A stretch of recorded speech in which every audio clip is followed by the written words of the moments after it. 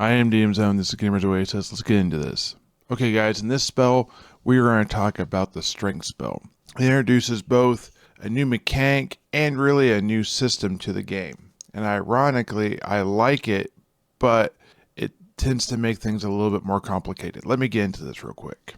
One of the best features about this spell is the fact that it has a static 8-hour duration. This makes it durable. It makes it a static number. If you're trying to calculate how long this will last and how many miles you get with benefit before you lose your speed, for example, for being encumbered, it makes it a much easier, better way to have this spell. So I like that feature a lot. The new mechanic is that it increases a stat. This doesn't happen in any other way of the game except for maybe losses when you're fighting certain creatures. But the new system that it brings in is that the increase is based upon the class you are playing, which means that there are some complications later on, which I'll get to. So the fighter gets 2d4 strength, which is extra nice because the bell curve meaning you're going to be pushing more to the middle and you have the highest reach potential. Ironically, again, a d6 with a cleric is actually going to be pretty close to what a fighter could roll,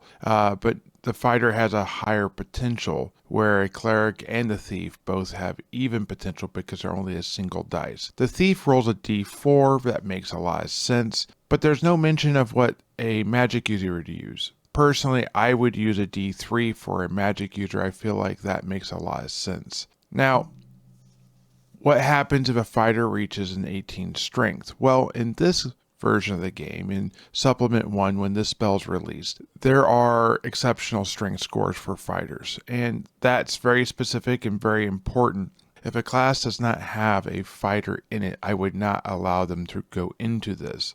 And there's not really a whole lot it says about how this should happen, so I kind of came up with my own thing versus just rolling a percentile and having a character with like a 12 strength somehow get like an 18 which I don't feel is as genuine to the spell and realistic as a person who's like a 17 strength being able to reach an 18 I also want to clarify what I mean by percentile and exceptional strength. When a fighter reaches an 18, they roll 2d10, which is turned into percentile to give them a 0, 1 to 100 score, odd being 100. I would get with your referee first, but the way I would treat it is every pip of the dice that takes you to an 18 and then beyond gives you a bracket, and there are a total of 5 brackets. So the first bracket for a fighter is 1801 to 1850. If you roll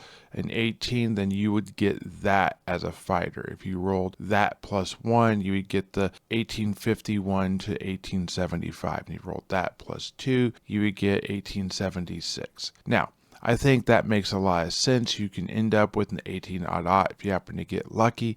But for a fighter with a 15 strength, and they roll a 5, that would take him to an 1876 strength, and the 7 would take him to an 18 Okay, so this gets a little bit more complicated if you're more than one class at the same time. For example, a fighter who is a fighter thief, which is a potential in the Supplement 1 where this spell is found, would roll 2d4 for the fighter side and a d4 for the thief side. You take that number of increased strength, you would add it together and divide it by 2, rounding down. In my opinion, that's what I would do. Therefore, you would end up with a higher potential, but then still have a little bit less because you're also a thief and you're not just getting this extra bonus for nothing, I guess would be the right way of saying it, making it a little bit more balanced. The halfling goes the same way, whether they start as a fighter or a thief and become a fighter and then a thief.